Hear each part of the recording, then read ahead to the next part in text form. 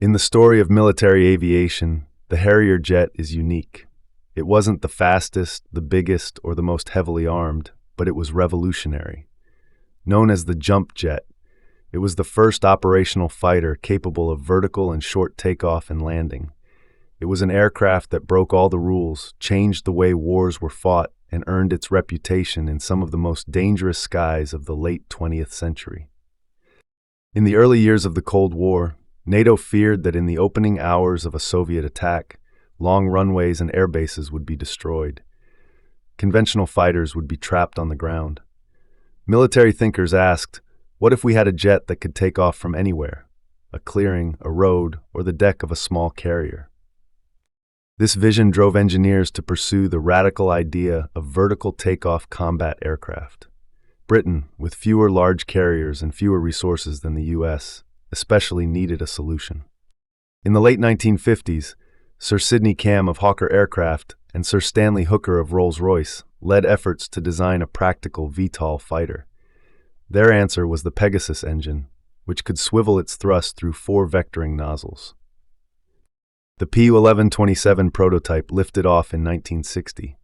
By 1964, its successor, the Kestrel, was being tested by a joint US-UK-German squadron. Test pilots quickly discovered both the challenges and promise of the design. By 1969, Britain introduced the Harrier GR.1, the world's first operational VTOL combat aircraft. The U.S. Marines soon followed with the AV-8A Harrier in the early 1970s, drawn to its potential for expeditionary warfare. The Harrier's key features were unlike anything else in service. Vertical takeoff and landing, VTOL, able to operate without a runway. Short takeoff with heavy loads, a short ski jump launch allowed more weapons and fuel. Thrust vectoring in forward flight, VIFing, gave Harrier pilots the ability to change direction abruptly, a trick unmatched in dogfights. Versatility, configured for ground attack, fleet defense, reconnaissance, and close air support. Its limitations, shorter range, heavy maintenance demands, and extreme pilot skill requirements, were real, but outweighed by the strategic advantages of basing aircraft close to the fight. The Harrier's defining moment came when Argentina invaded the Falklands. Britain's 2 small carriers carried just 20 Sea Harriers and 10 GR-3 Harriers. These jets had to defend the fleet, provide ground attack, and support the landing force, all without land bases.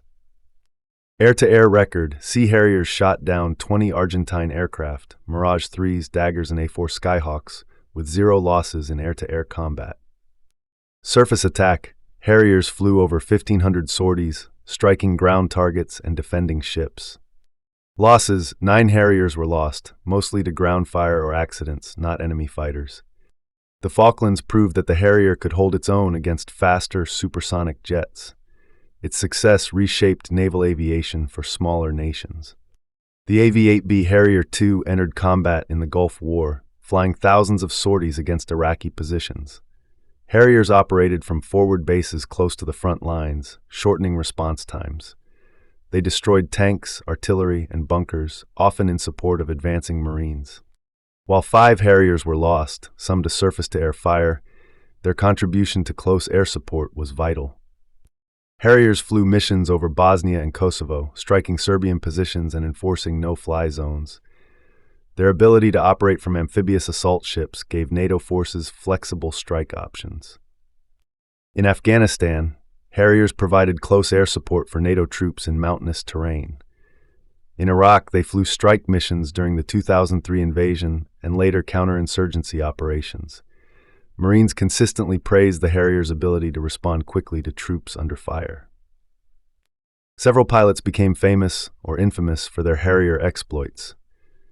Commander Nigel "Sharkey" Ward, a Royal Navy Sea Harrier pilot in the Falklands, credited with air-to-air kills and celebrated for his aggressive defense of the fleet. He later wrote Sea Harrier over the Falklands, a first-hand account of the jet in combat. Lieutenant Dave Morgan, the last British pilot to score an air-to-air kill in the Falklands, shooting down 2 Argentine aircraft.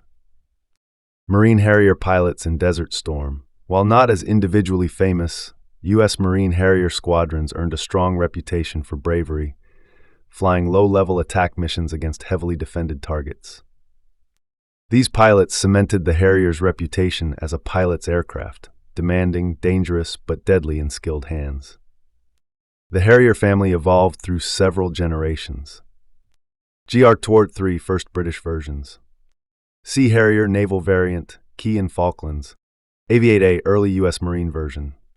AV-8B Harrier II GR579 heavily upgraded with composite materials, bigger wings, modern avionics, and greater payload.